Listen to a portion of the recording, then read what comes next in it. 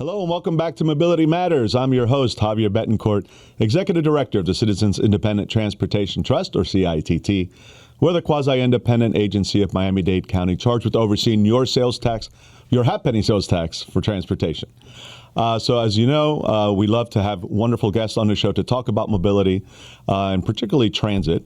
And within the transit world, there's this growing concept of something called microtransit, particularly through a service that we like to call on-demand service. And here in Miami-Dade County, we're lucky to have a homegrown vendor that is a provider of this service and is really just doing amazing, innovative things, and also helping our community and our business community in particular to grow. So please join me in welcoming Jason Spiegel. So Jason is the CEO and co-founder of Freebee. And Freebee, of course, is a provider of these microtransit on-demand services here in Miami-Dade County and actually growing outside of the county to other parts of the state and even nationally. Right, Jason? Yes. Mr. Javier, good morning. Thank you for having me here today. But yes, homegrown. We're based here in Miami. Business started here in Miami. And, today we operate a fleet of, I think we just crossed the 250 mark in contracted vehicles. Started right here in Miami-Dade County, but like you just said, we're probably the largest provider now within the state of Florida. Central Florida, East Coast Florida, West Coast of Florida, down in the Florida Keys, and growing pretty rapidly right now. What a great success story. And this has been done over just a few years. I mean, really, tell us the story of how this company began. You're, of course, a proud University of Miami grad. Absolutely. Go Canes. Go Canes. We're all very excited about Playoffs. that. So you went to the University of Miami. You're not a Miami guy, right? You're Philly. I'm a Philly guy. Philly born, but have made Miami your home. Yes. So tell us about that, those early stages and the evolution of Freebee. Yeah, I mean, it sounds like it's only been a few years, but we're a little over 13 years into it 13. now. So, lucky number 13. Yeah, lucky number. That's actually my lucky number. But yeah, we launched back in 2012. Yeah. And the story of Freebee, it's a very interesting story. It was never meant, as we launched the business, to be a public transit service. Back in 2012, this was pre-on-demand apps. This was, there was no such thing as on-demand transportation. And we saw an opportunity to basically create this marketing company where we could, have Pepsi's, Coca-Cola's, big brands, basically wrap our vehicles in their graphics, provide this experiential element to the service, and then kind of in return, provide this free transportation service. And again, in the beginning, it was a novelty service, right? There was no way to call it. We started on Miami Beach, kind of the party town where, where folks were kind of just hopping around. And basically, that's how we started to grow the business. So we started there with 6 vehicles. We grew that fleet up to 20 vehicles, also expanded into the Brickell downtown market. And I think it was 2015, 2016 when Uber really started to kind of come into this market here. And, at first, the county, the taxis, everybody was like, what is this? You can't do this. Get out of here.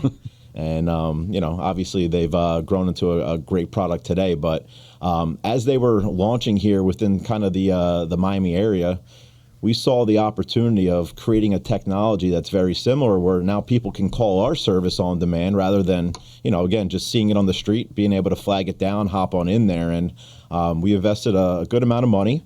We built the Ride Freebee mobile app. And again, at the time, it was still never meant to be public transportation. Mm-hmm. It was, hey, we can develop additional revenue streams through the app. We can provide added value to our advertisers through the app here. And then, again, we built the app. We launched that in 2016, end of 2016. And as we launched that app, now, there was an actual way to call the service to pick you up where you're at and drive you door to door to where you want to go within these geo-fenced areas there. Just what we mean by on demand, right? Very much like an Uber or Lyft. Correct. Or very any other flexible, very, again, I think everybody understands how Uber and Lyft works today. And our service works very similar in terms of a technology aspect. But with that, we actually had the Village of Key Biscayne reach out to us. And, their thought process was, listen, we have traffic, we have congestion on our island, we have very limited parking. We don't really want our residents to have to take out their vehicles to move around the island. Can you provide the service here?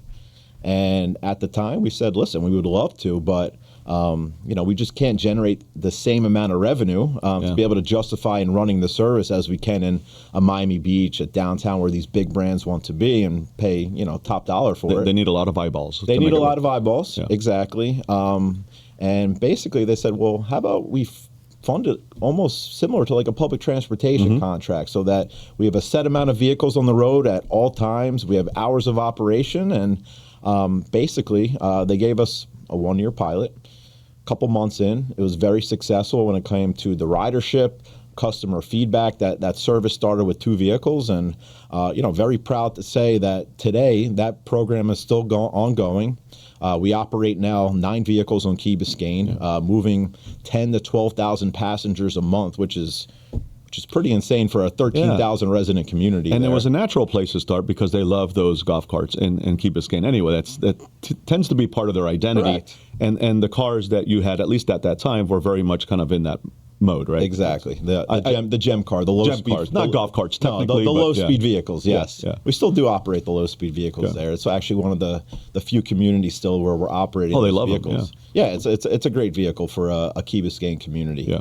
But again, based on that success, right, this was very early on in what microtransit was kind of starting to, kind of pioneer at the time. And, neighboring cities after that saw, wow, that's pretty cool. This is where I jump in, right? So I think that's where you do jump in there. So I was kind of a bit jealous because, I was working in Coral Gables at the time. I'm telling you, even though you know the story, but telling the folks listening, as Director of Economic Development. And Miracle Mile at the time had been torn up as part of the Streetscape project, and our businesses were suffering, right? People didn't want to go to downtown because of the traffic and lack of parking. And we're like, well, let's make it easy to get to those businesses, right? Park outside, or maybe even, be able to pick people up where they live on the periphery and give them that free ride to downtown to support our businesses. And I had seen what was happening in Key Biscayne. I'm like, and Miami Beach. I'm like, these guys would be perfect for this. So that's when I know we reached out and formed that partnership. But I've always been a little jealous that Coral Gables wasn't first, that Key Biscayne beat us to the punch. But that, of course, was a very successful program to the point where even after the Streetscape was over and the street had reopened, the demand was so great that the city not only kept the service but expanded on it, right? Yeah, no, absolutely. I mean, it's Coral Gables is another really good success story, again, because not only is it providing a great transportation service within the downtown core there, but it's an economic driver, right? It's getting workers to their jobs. It's obviously getting customers to the doorsteps of these local businesses there. And, something unique about kind of our service that I think kind of really, you don't see this across many microtransit services, is that we really look to build our platform as these localized community guys, right? So we want to promote the local businesses through our mobile app. We have a lot of the great businesses in these service areas offering deals, discounts to the riders to come visit them.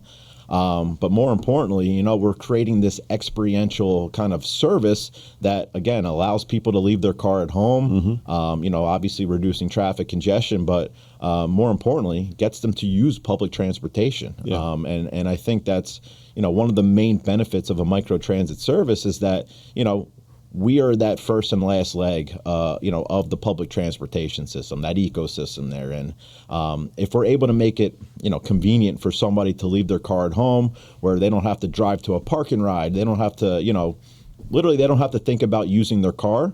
That's how you're going to get them to use public transportation there. And it's, if they jump in their car, more than likely they're driving to their final destination there. And we live in a very, obviously, car-centric culture down here in South Florida. And I think, microtransit has proven over the years that not only does it really kind of help the transit-dependent riders that, again, use public transportation, but on the other end, we're getting the choice riders, people that would have never used public transportation. It's like an introduction for them, right? Something that is cool and it's safe and convenient, right? Yeah, exactly. And then once you kind of introduce them through that, maybe now it opens their minds up to other types of transit. Absolutely. Right? No, 100%. You're giving them that true reason that they don't have to use a car. We can connect them to, obviously, trolley systems, to the metro rail systems, to the train stations, et cetera there. And, again, it's not just Freebee, but I think microtransit as a whole over the last 5, 6, 7 years has really kind of proven that this is a mode of transportation Right. that's not only here to stay, but it's going to continue to grow because of the value points that it provides back to the communities. Yeah, and it's part of the larger transportation network, right? So Absolutely. it's not replacing buses or Metro Rail, but it's helping to complement that service and connect people to and from it. That's the big difference, Yeah, right? yeah. Micro transit versus mass transit, right? Yes. They work hand in hand, they're complementary of each other, but micro transit is never meant to replace mass transportation. Sure. It will never. But it plays a very important role within that transportation ecosystem. Okay, so from those early days in Key Biscayne and Coral Gables, a few years have passed. Where are you now? How many communities are you serving? Yeah, What are some of those here in Miami? Yeah, today we're in, I think it's, sometimes we lose count. But we did cross the 50 mark not too long ago. Wow. I think we're up to about 55 communities here throughout the state of Florida. Obviously, Miami-Dade County is, where Freebee was born and raised. So we do have a very large presence here within the county, partnerships with many of the municipalities here within the county here. But I think probably about half of the cities at least. probably 2/3 of the Two-thirds cities. at this point, yeah. Yeah, exactly. I think we're in a little over 20 communities here in Miami-Dade County. And I have to say, okay, well, I'm going to toot our own horn here for a second. So it used to be that you couldn't use the half-penny funds for these types of services. And one of the first things I did when I got there was to have the ordinance changed to allow for it. I saw the benefits of microtransit and wanted the municipalities to have that option. So that's what allowed a lot of these cities to hire Freebee or other vendors and provide that service, was that they're able to use those half-penny funds for that, right? And I think probably all of them are using or funding it either entirely or at least partially using their half-penny funds. Listen, I think you're part of the pioneering of the success of microtransit because, without that, a lot of the communities here just don't have a funding source to provide public transit. And obviously, we all know how important public transit is for the communities, but, also being in Miami-Dade County, right, this is a place where people come and visit, right? Mm-hmm. So people from all across the country are coming down here. They're experiencing this service, and they're going back to their community and saying, we need something like that here. So definitely revolutionary from the, CITT, what you've been able to do kind of from the policy side and, from the municipality counties that are obviously using that half penny. It's been very successful, and it's a very important funding source for all of them to provide a very important public transit service to their communities. Now, I saw on social media, and by the way, you guys are great at social media. I guess that's that marketing background that you started off with. But you just launched a new service in yet another community. Which one is that? Yeah, so or a couple, really, in recent months. So recently, within the last couple months, or just in the last couple weeks here, launched with the city of Miami Gardens. Right. We actually launched our brand new vehicle type there, which is the new Volkswagen ID Buzz. For those who are not familiar with that, very, very cool vehicle. It's the new take on the electric or on the old Love Bus back in the day. These are electric vehicles. They hold 6-7 passengers. They are the perfect microtransit vehicle. So I'm very happy to say Miami Gardens is second community here in Miami-Dade County that is able to experience those vehicles. And then a couple months before that, we launched in partnership with the Wynwood Bid in the Wynwood area. That program continues to grow there. And then also, again, a lot of our current cities are just, continuing to expand their service because there is a real demand for people wanting to use public transportation in their community. So City of Aventura just expanded their fleet. And, many other cities here within the county are obviously kind of following that same track. Yeah, I love the iBus, by the way, because A, it's cool. Yeah. And Freebee has always been cool. You've always placed an emphasis on fun, right? And your drivers are excellent and just very engaging. And so the iBus, I think, is just a perfect part of that, brand. Yeah. And I love the additional capacity. Oh, yeah. Right. And it's electric. And you didn't touch on this earlier, but you've been electric from the very beginning. And I think that one of the core principles of the company seems to be sustainability and just being eco-friendly, right? Yeah, no, we, I would say 95% of the fleet we operate today is fully electric. Wow. We launched the business, fully electric, and I would say that was before electric became, the thing to do. But, the reasons we launched it in the beginning was more of a kind of a cost savings. Okay. Less maintenance, not paying for gas, et cetera there. But through the years, we've really kind of understood how important, sustainability is, how important, obviously reducing carbon emission is. I mean, public transportation is the biggest driver of pollution across the world today. Yeah. So if you're getting people to leave their car at home, that's step number one. They're also using an entire electric fleet for a public transportation service. It's a win-win-win for everybody. Awesome.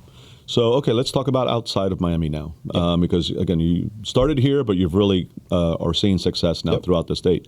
What are some of the areas you're in, and what may be a little different in some other parts than perhaps what we know here? Yeah, I mean, I know you continue to innovate and expand. So typically, obviously, microtransit are kind of more, let's call it smaller type geofence areas, 3, 4, 5, 6, 7 square miles, so not long distance trips. But, we recently, a few months ago, have a new contract with Seminole County, which is in Central Florida. It's the county right above, Orange County, where Orlando is. Seminole County. Ocala? What's like the major city? No, so you have Sanford, Okay. Altamont Springs. That's right. It's a very interesting county, and previously to microtransit, previously to Freebee, there, they've been operating or paying in to operate with the regional transportation provider an entire fixed route system. The problem that they saw was that they were not happy or were not seeing that the ridership, that the costs that that they were paying justified there. Their costs kept increasing really year over year there, and the county commission said, listen, we can do this better. We want to be innovative. We want microtransit really to replace our entire fixed route transit system there, which is pretty crazy, right? This is an entire county, and Seminole County, it's not small. This is 190 square miles. So I think today it's probably the second largest microtransit zone or service here within the country in terms of size. But basically, what we did is we split that county into five different zones. So each zone is about 30 square miles.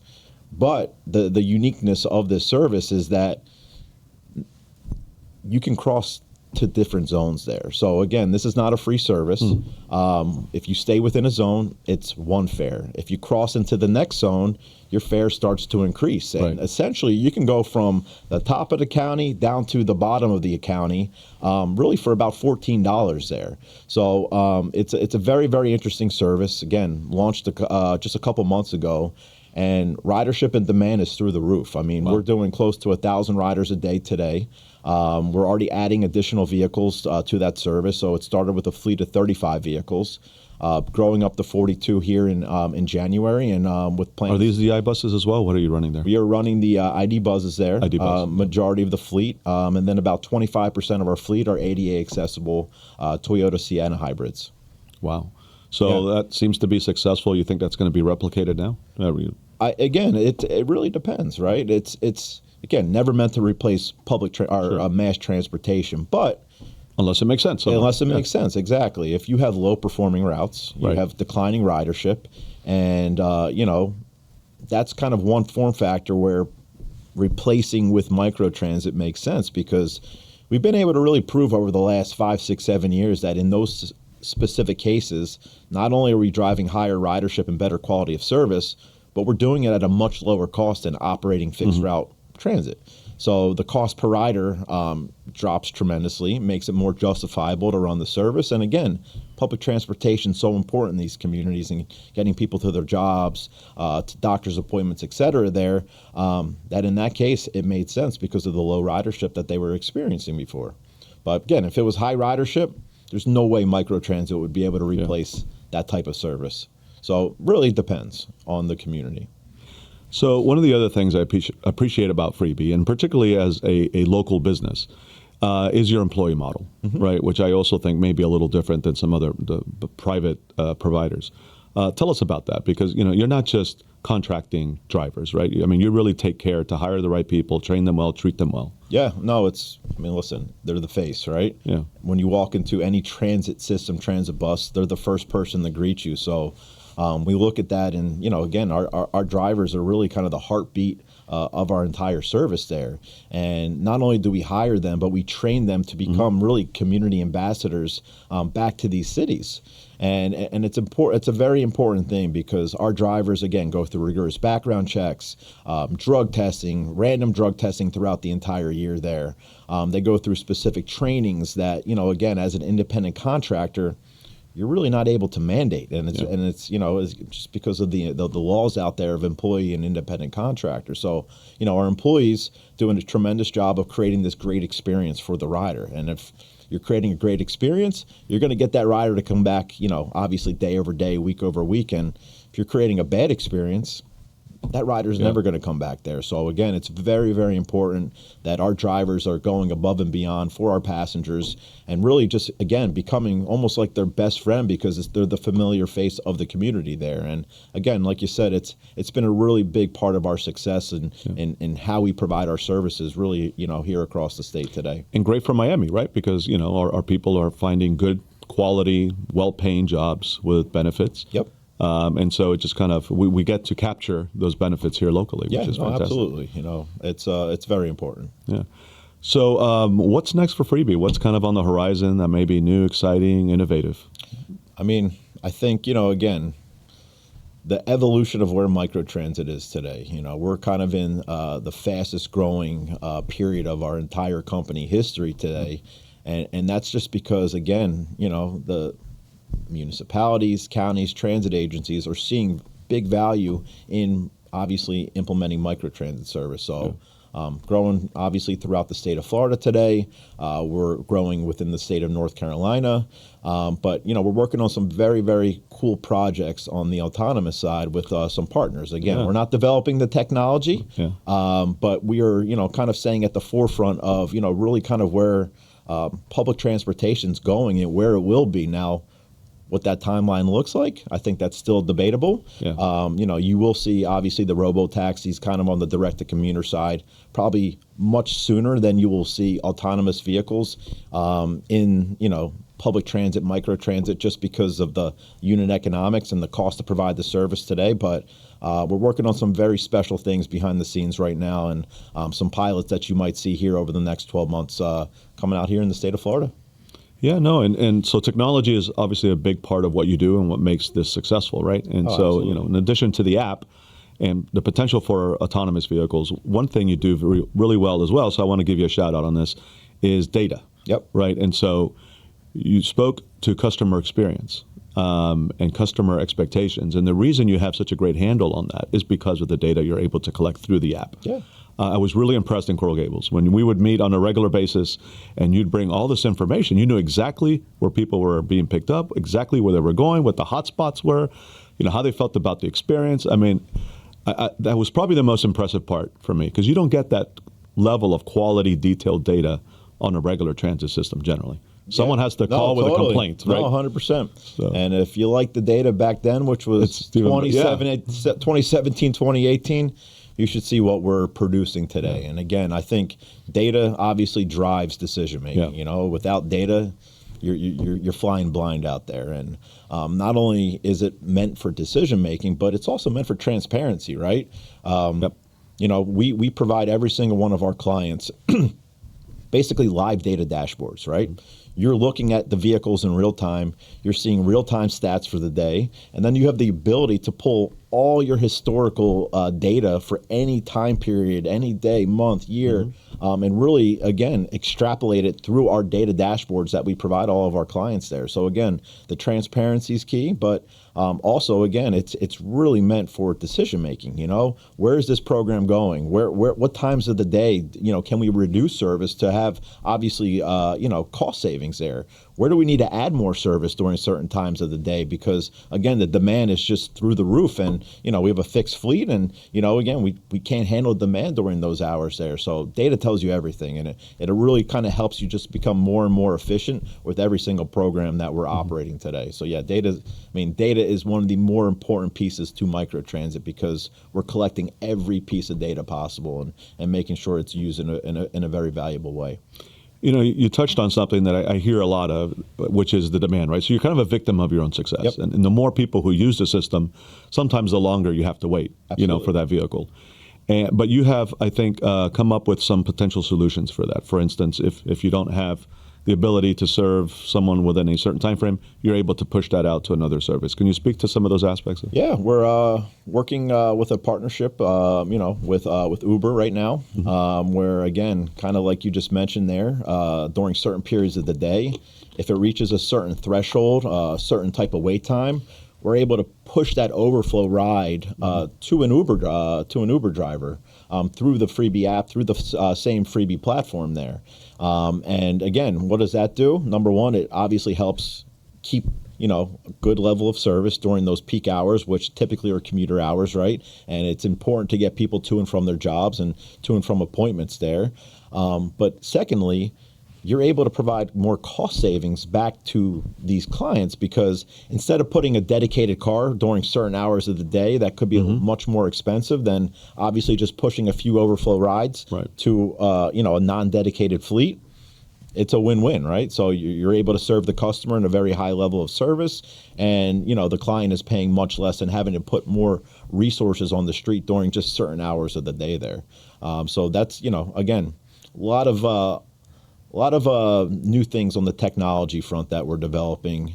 I mean, we just launched in Seminole County, kind of a wait time planner where you can actually plan for the future to know historically during what hours of the day what the wait time is. If you're going from one zone to another, if you're going from here to there, you can now plan, okay, during these hours, yes, it's very, very high demand, but I need to request my ride 20 minutes in advance, 30 minutes in advance. Oh, and during these hours, I'll get picked up in 5-10 minutes. So again, it's trying to provide as much visibility and transparency to the customer as well, so that they can obviously have and plan around to get to where they need to go. That's great. I wasn't aware of that. And it reminds me, whenever I go to a restaurant, I'll look at the Google busy times to see, okay, when is when is there less of a wait? Exactly, and that's what I hit. Yeah. Same thing at Disney World, right? Yeah. You see how long it is to get onto a ride there, but just allows you to plan, especially if you have an appointment tomorrow. Okay, what time do I need to request my ride? So yeah, we're obviously always working on new features, new functions to make the customer experience as great as possible.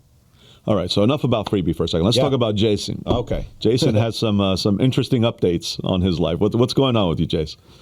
I'm going to say congratulations. You might see it in just my tiredness, but no, I just a couple of weeks ago had a second baby, second boy. His name's Cooper. It's amazing. My other son is 3 years old. So for all the parents out there, the challenges that come with having a kind of a toddler and a newborn at the same time. Well, I call it double trouble, man. Double trouble, but we love it. But yeah, I mean, that's definitely been taking up a lot of my time here over the last couple of weeks, and not as much sleep as I usually would like, but yeah, I mean, it's a blessing, and something that my wife and I are just very, very happy about, and they grow fast. Let's just put it that way. My 3-year-old was born yesterday. Dude, I blinked and mine turned 14. So yes, you know better than I do, but very exciting time right now. Well, listen, congratulations, and to you and your wife, and hope you get some sleep soon. So do I. But no, I appreciate that. Thank you. All right. Well, Jace, that's all the time we have on this program, but I want to thank you for being on yet again. This is your second appearance, and we'd love to have you on again as you continue to innovate and expand, and we can learn more about some of those new services as they come online. But I also want to just thank you for being an incredible success story here in Miami. You may not have been born and raised in Miami, but you are now a Miami guy. I am. You've put down your roots. You established your business here. You're hiring locally. Pushing Miami forward on the technology front. And so thank you for not only providing mobility service, but for being a great local business. No, listen, I appreciate you, appreciate the partnership, and again, thank you for having me today. All right. Awesome. Well, folks, that's all the time we have here on Mobility Matters. I want to thank you for tuning in. I want to thank our partners here at Miami's Community Newspapers for hosting us here in these lovely studios and producing the program. Happy holidays. We'll see you in the new year. This is our last show of 2025. And until then, keep moving, Miami.